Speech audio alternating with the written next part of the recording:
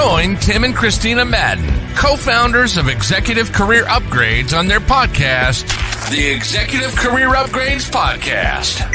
As an executive in today's highly competitive job market, it can be tough to succeed. However, with Tim's nationally recognized career advice and Kristina's mindset expertise, you can reach your full potential. Tune in to upgrade your career and get ahead of the competition.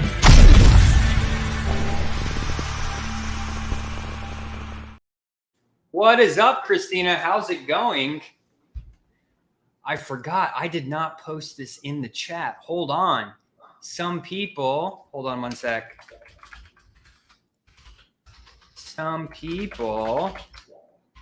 Whoops. All right. Now we are fine. Everyone has been notified that we are live. I forgot about that. Hey, everyone. Welcome to the Executive Career Upgrades Podcast with your hosts, Tim and the beautiful Kristina Madden. Hey, if you don't know us, we help those with all things career, right? Whether they're trying to accelerate their career, maybe land a new position, start one out successfully, or maybe on some of those very important leadership principles, which you will need to master if you hope to ascend to these higher levels. And we share that content with you every single week. Every single week we go live inside our Facebook group, the Executive Career Network.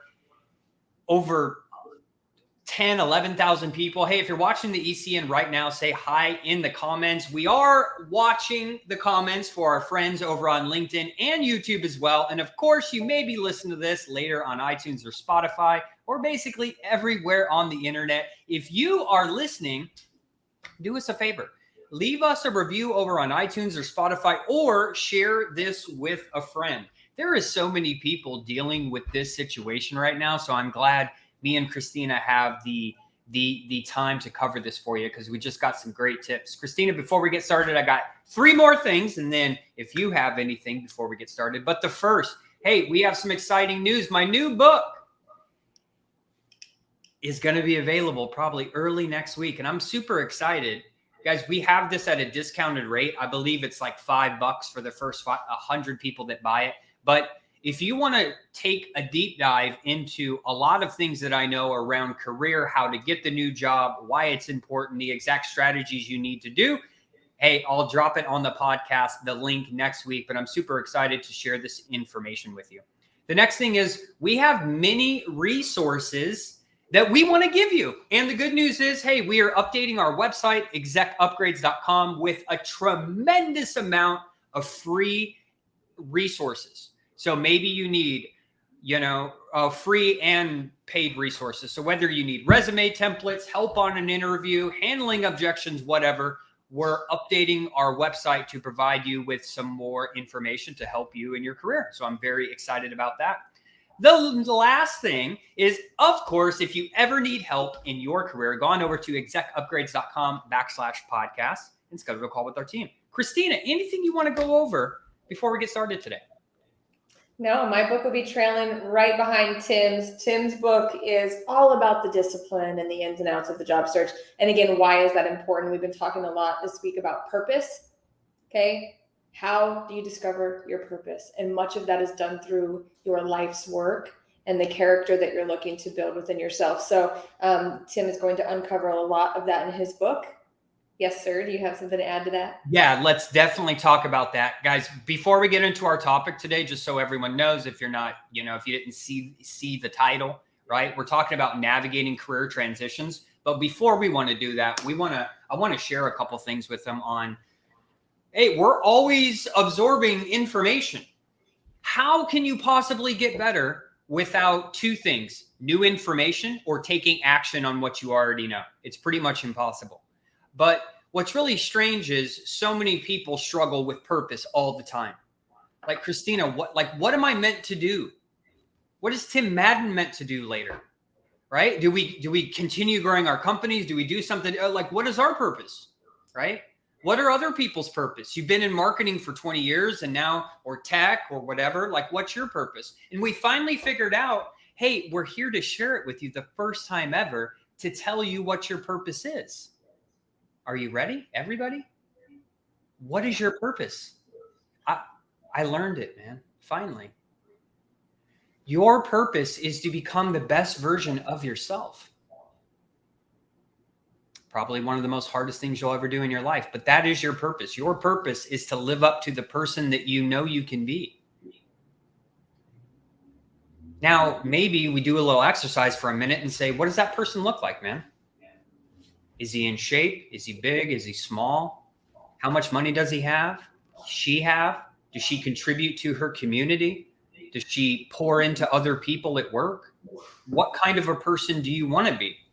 Most people don't know. That's the problem. So why don't you just say, hey, I need to be the best version of myself. What does that look like for you? Because that's a different, that's a different thing for everybody, right? Anything you want to add here, Kristina? Induce all the fear and panic here, Tim, right? Which is, oh my gosh, this vision that you have for yourself, right? And this idea of this best version that you have, I think people tend to not relentlessly go after that because we know how big of a commitment that is, and we know what a big project that is, or we think that it's impossible. But I like to divide my daily tasks up into a quadrant, right? It's like, how am I taking care of my health? How am I contributing to my family? How am I contributing to the world? Even if just for that day, it means like be kind. And then I go from there. So as far as purpose goes, and we were talking about this just the other night, and you just said everything I said. So thank you for covering that. But if you're struggling with that, if you're struggling with purpose, you have to take it back to the drawing board of creating a person that you truly admire and then planned to give that away to the world. And for everyone, that looks a little bit different. For some of you, it's you've decided to pivot out of your career and step into your role at home. And you want to be fully committed to parenting your children and growing your family, and you know the impact on your community that will have. And so this is not just black and white. For many of you, it will be on how much influence and impact you have on corporate America and teams and people and development of people around you, right?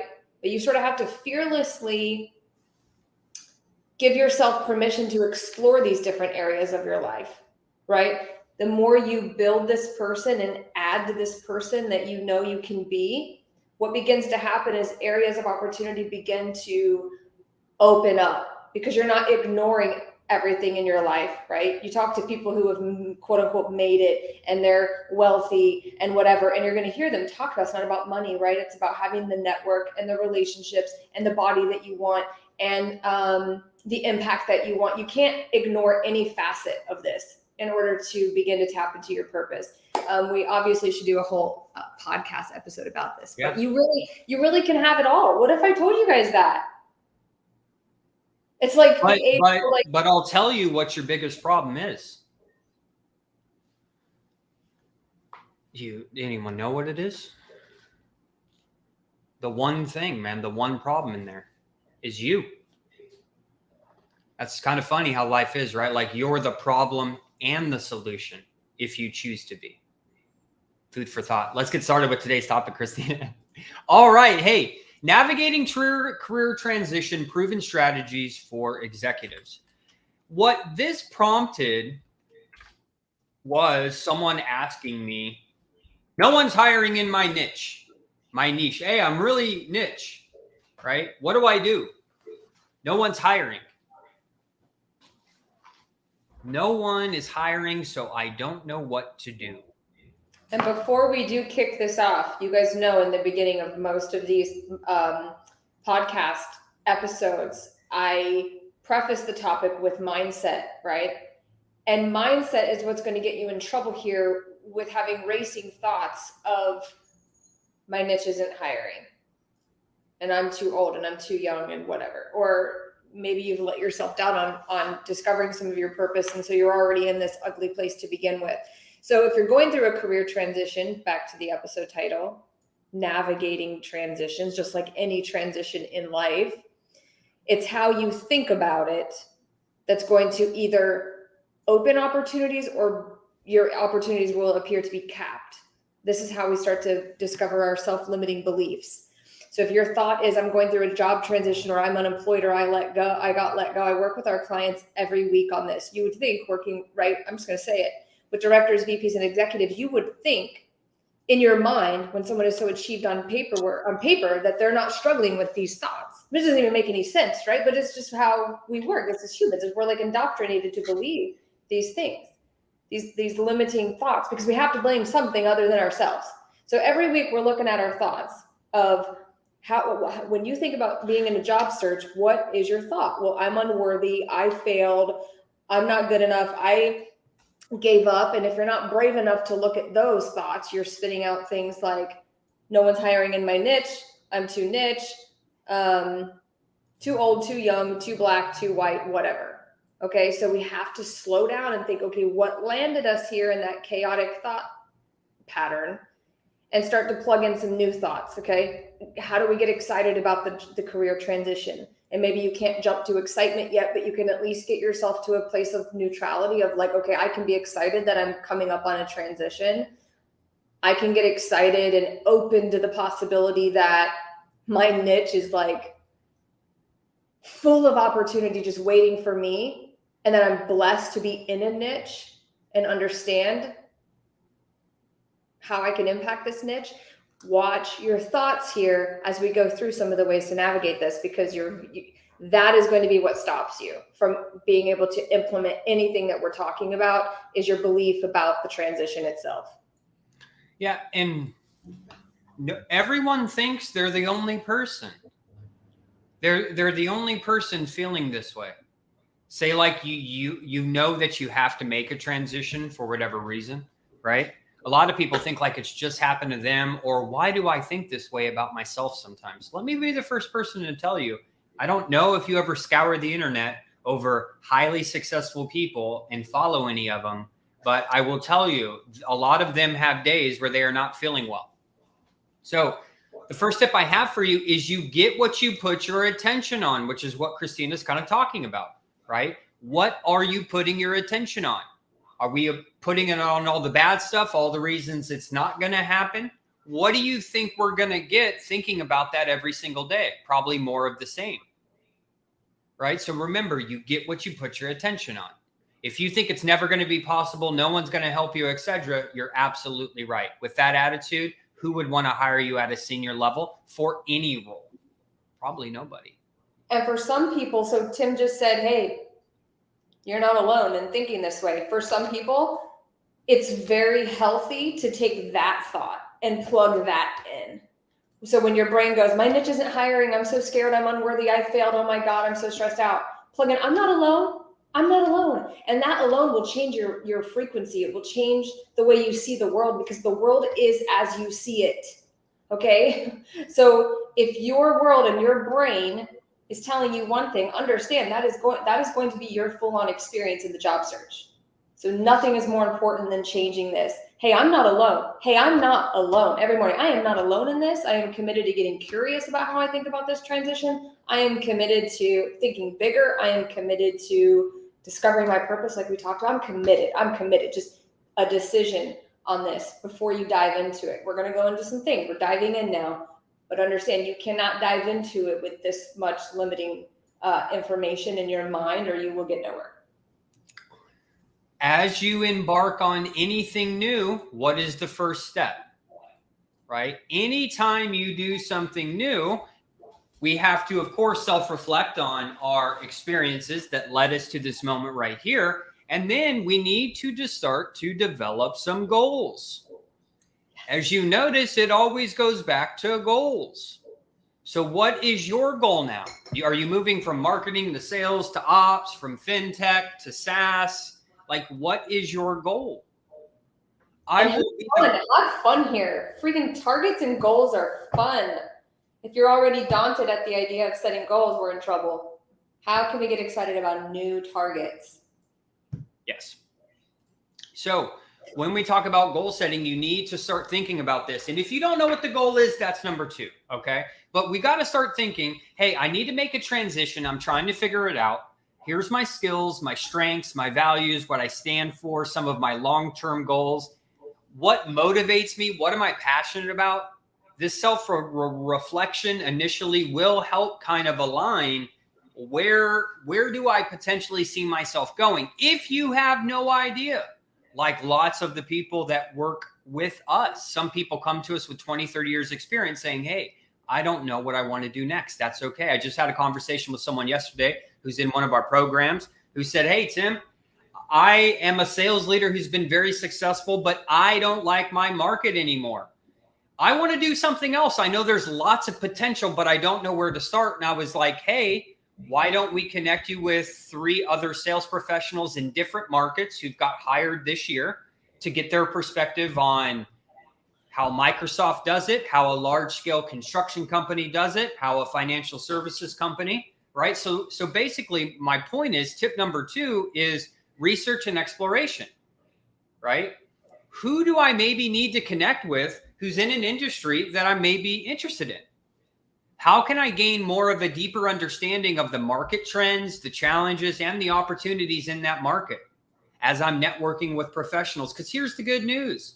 If you're watching this, especially on LinkedIn, you have everyone in every single industry. And don't tell me you've been in corporate America for 30 years and don't know someone who works in construction, software, IT, cyber, sales, all of these different domains.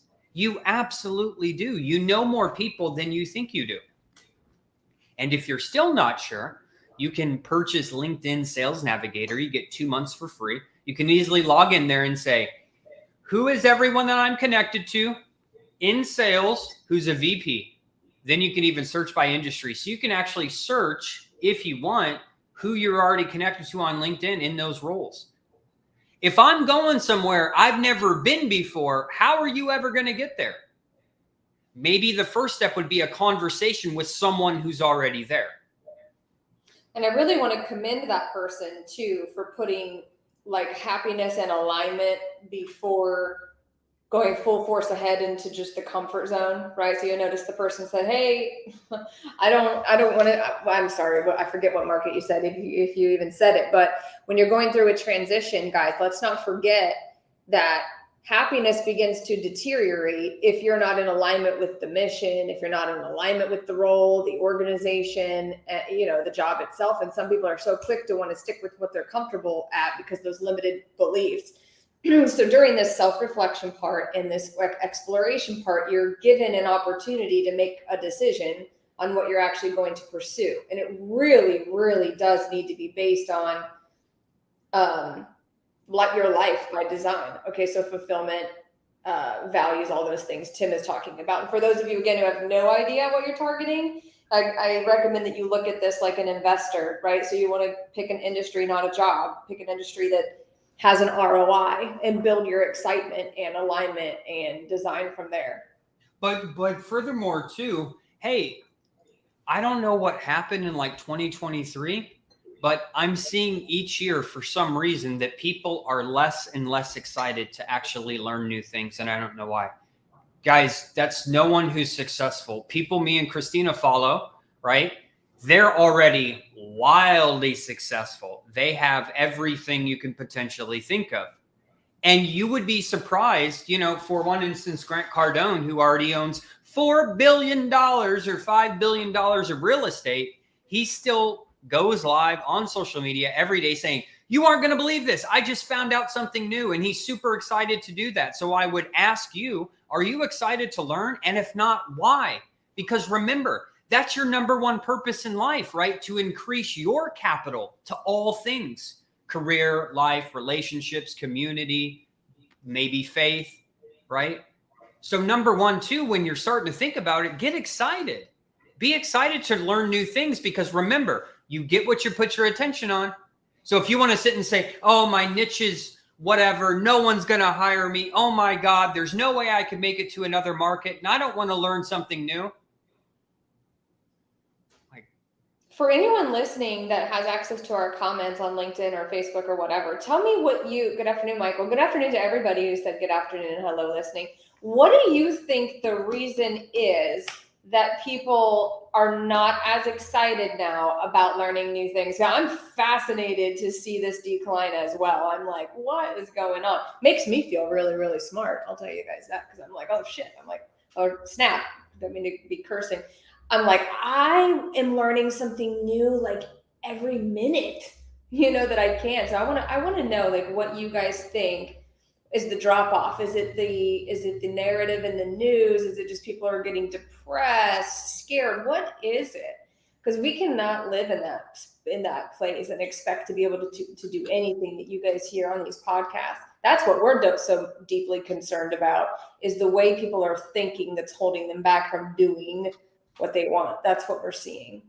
So if you would drop it in the comments, and Tim, I can't see all the comments from here, but we got too many rejections.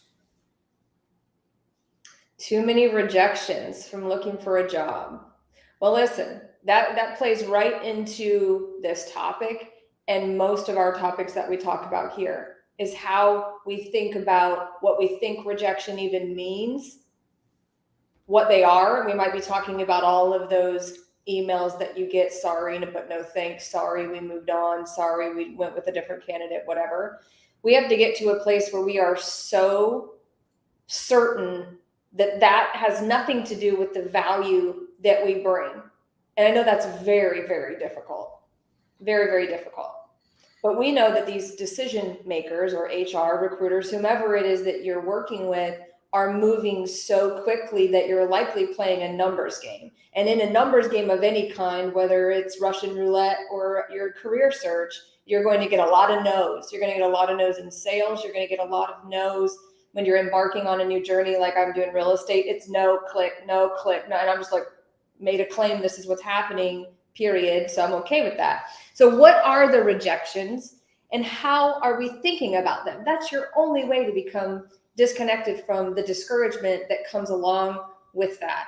And we have to understand that not everything that happens has anything to do with our value. Then once you can get your mind around that, you can implement strategies that lead to less rejections, like developing a strong network with people that actually can hire you and make decisions, which is our next portion of this podcast, your network. Who do you a couple more things. Maybe. So, hey, we don't talk too much about faith on this podcast, but I want to go here for just a second, right? Is most of the time, if you haven't seen the video that said, I was asking for strength, right? So God brought me, a bunch of problems, right? To make me build that strength, right? So maybe that's what you're going through, because think about this. This isn't easy.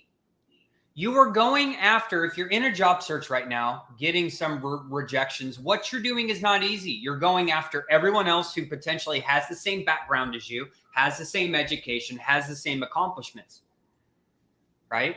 So how are you going to set yourself apart? So if you got a rejection, right, what can you learn from that? How can we get better at interviewing? How can we get better into diving into their problems? How can we get better at communicating, at truly understanding, at being present during these calls? Right?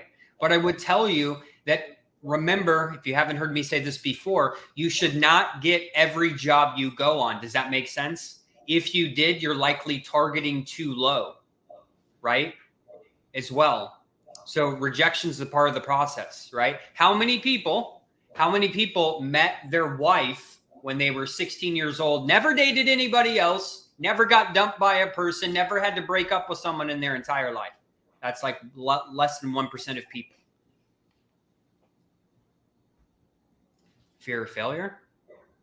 Oh yeah, that's enough to stop you dead in your tracks. That's information fatigue. A lot as well. Information fatigue. There's so much information online. Absolutely. Do you know what's crazy too for the people saying that? Back early when we were young, guess what? There was no internet. There was no access to information. That's kind of strange, right? Imagine 30 years ago having access to the information that we have now. Holy smokes. So how are you even perceiving that? Are we perceiving information as a bad thing and it's so overwhelming? when we forget just not too long ago, we didn't even have access to it to even think about that.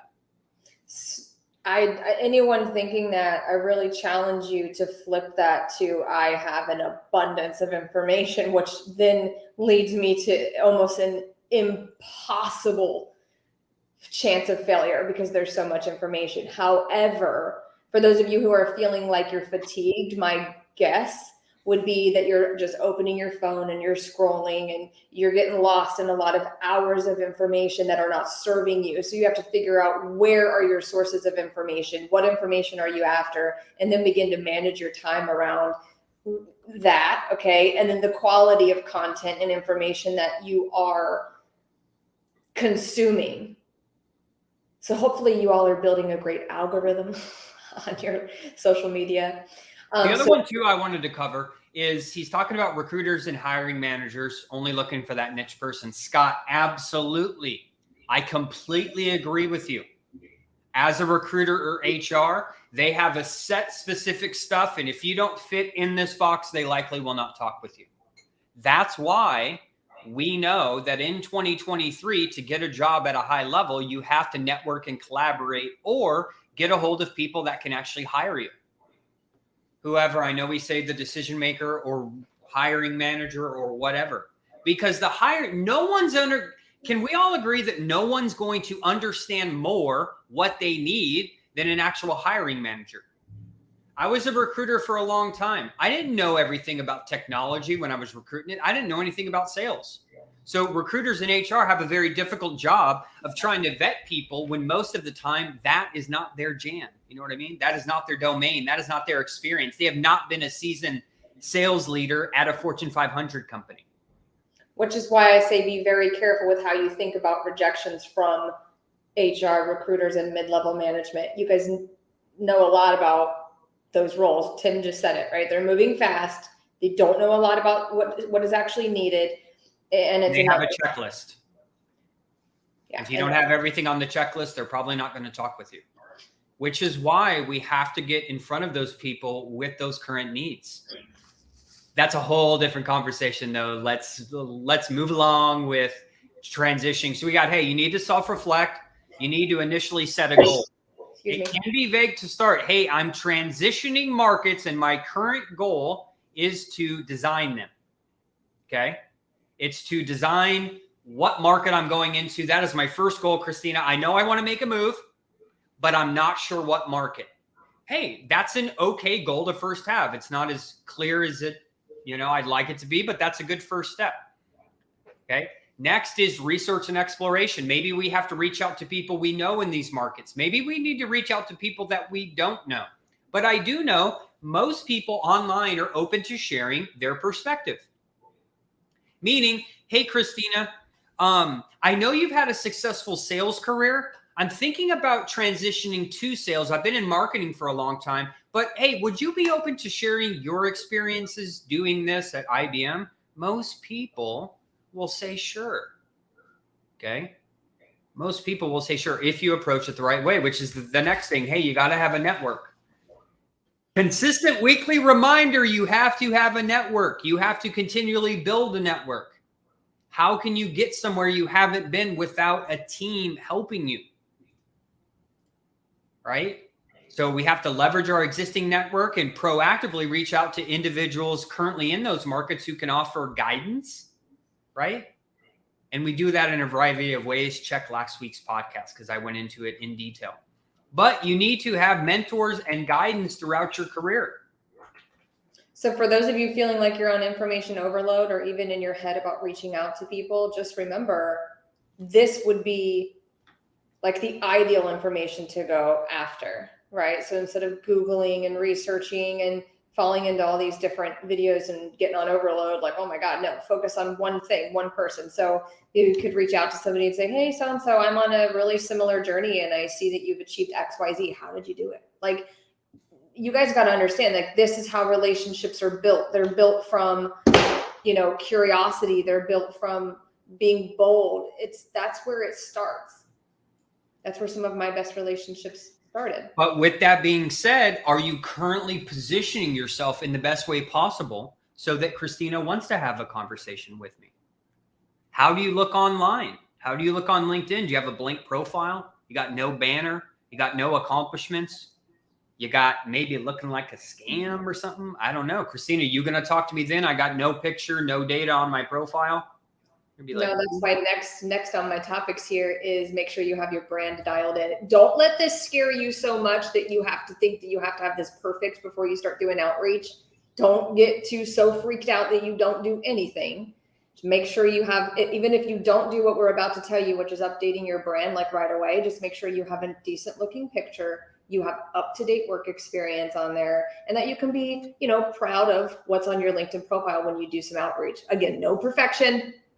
There is a broad spectrum of like what this can look like, which is very poor, and then like out of this world, up to date with like cutting edge LinkedIn, strategy. So, but this is how relationships are started. This is how you start to get good information and bring value to your conversations. Continual learning. Start to love learning. Keep an open mind. Be willing to learn new stuff, new experiences, new markets. Be proactive in seeking feedback from these professionals. Hey, Kristina, based on my experience, based on what you shared with me, do you think that I may be able to be successful in this market?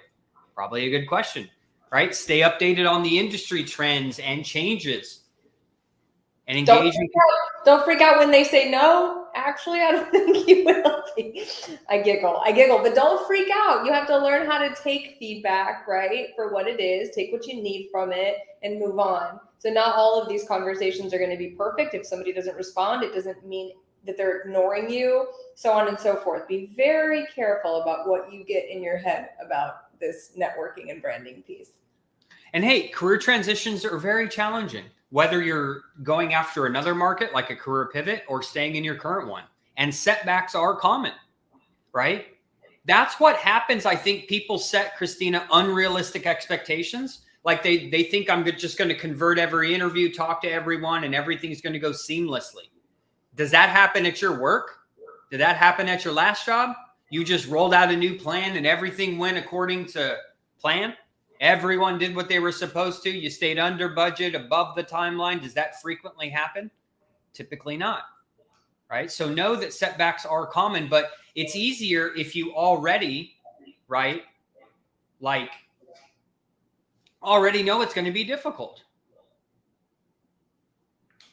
Hopefully some of you are already priming yourself and setting realistic standards, right? Like if you commit to a workout program, hey, can we agree that most days you're probably not going to feel like it? Most days you're not going to want to work on your job search. Most days or from time to time, you're probably going to deal with some rejection.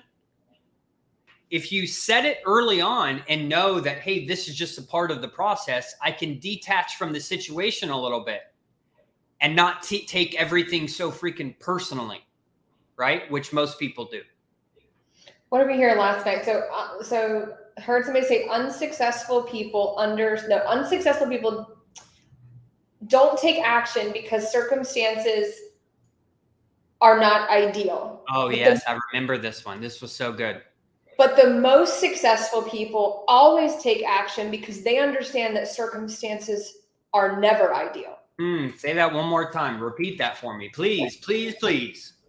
Unsuccessful people don't take action because circumstances are not ideal. And successful people always take action because they know that circumstances are never ideal.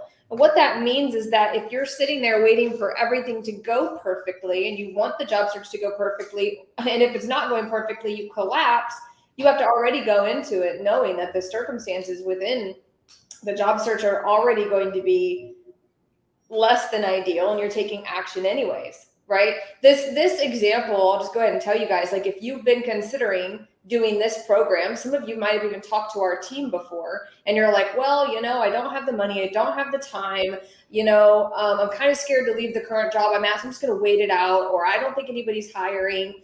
You would be sounding like somebody who is waiting for perfect circumstances to pull the trigger and do something amazing, right? Whereas somebody who's very successful knows that you can feel all of those things and be experiencing all of those things and still take action. So it's what voice is being louder? Is it the voice that's supporting the 5-10 reasons why you don't do something in your life?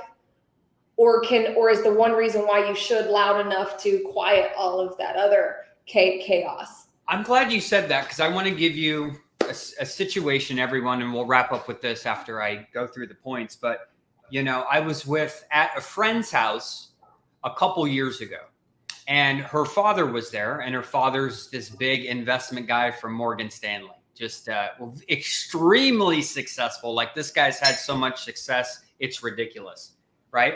And I'm sitting there. I was headhunting at the time, right? Some of you know we used to have a headhunting company. And he said, hey, my friend who owns a successful business has been looking for these types of people, and I think you can help him. By the way, this is 7:00 on a Saturday. He was like, I'm going to call him right now. And I was like, we don't have to call him. It's Saturday at 7, right? Like, we're hanging out. He was like, no. He picks up the phone. He calls him. Hey, I got a guy here that I want you to talk to. Call me back. You know what he did next? He called him again. You know what he did after that? He called him again. He called this guy 3 times in a row, Saturday at 7. And then he was like, hey, yeah, you need to talk to this guy. Circumstances never ideal. He wants to help his friend, right? So see the type of unrealistic kind of thinking there from successful people. They're like, no, he needs help. I don't care what time it is. You need to talk to this guy. So then I talked to him for 30 minutes and we, helped him out. But I was just like, wow, we don't have to be that much. And he was like, he acted like it was just another day. Like, no, I know this guy needs help. So he understood the situation. Oh yeah, let's make sure it's the perfect time. Let's meet next Thursday right after lunch at 1:00, right? How can you take time out of the equation? Successful people know, as Kristina mentioned, that nothing is ever ideal. It's never the right time. But let's talk about when it is the right time. When's the best time to stop doing things that you know is bad for you? Yesterday. When's the best time to start on a diet so you feel better about yourself? Yesterday. What about fitness? Yesterday. What about the job you wanted 3 years ago? When's the best time to start looking for that one? Probably 3 years ago. And I think this is when life starts to get really exciting. In my experience, is when, you're not being as rigid, right? There's less rigidity and more room for thinking bigger. I can tell you guys, just from doing some real estate in the last few weeks, these guys are on the phone all the time, and it's fun and it's exciting and there's no boundaries. That market never sleeps, right? And have fun with this. I'm not saying you have to always be on the phone at 7:00 at night, but what if it was fun? You don't have to close yourself into a box so tight that there's no room for joy and fun in this process. Recap. Transitions are difficult, whether you're doing a pivot or you're just going after another high-level job in corporate America. I know I'm telling you stuff you already know. Set clear expectations, right? Self-reflect and get that initial goal. What is that initial goal for you? Conduct some research and exploration, potentially into different markets. Network and collaborate with other people that you know and don't know. Develop new skills or new lingo. I see so many people get held back. Well, I'm going to banking and they have all this terminology that I've never learned before. Well, learn the lingo of the market. Seek mentorship and guidance. Update our personal brands. Embrace continuous learning. Start to love to learn. And stay resilient and adaptable. Now, most of the time, this is where most people struggle, right? How do I get to a new market? These are all of the ways. You have to learn about the market, network and collaborate, get with people in that market, right? But if all you did today was made a claim, made a goal that I am going to do something, make a commitment to yourself, that would be a huge win for Tim and Kristina, for you. So today, if you've been considering a search, you're in a search, you're not sure what to do, what is your ultimate goal? And try to get as specific as possible. Now, how can we think about that goal continually so each day we're making progress on it? Kristina, any closing comments? No, that's it. We covered a lot. And you're probably wondering again, like why Tim and Kristina are talking so much about purpose and mindset when we're talking about career transitions. It's because we've learned over the last decade, you have to have all of this other stuff figured out before you tackle the career transition and be successful. So looking forward to talking to some of you guys. And if we have talked to you and you're on the fence, if we didn't call you out today, I don't know what will call you out. So looking forward to hearing from you guys, and have a great day. Great. Let's see. We won't talk to you until after 4th of July. So have an amazing holiday, and we love you guys. Have a great day, everyone. If you feel you need help in your career, go on over to execupgrades.com/podcast. Until next week, have a great day, everyone.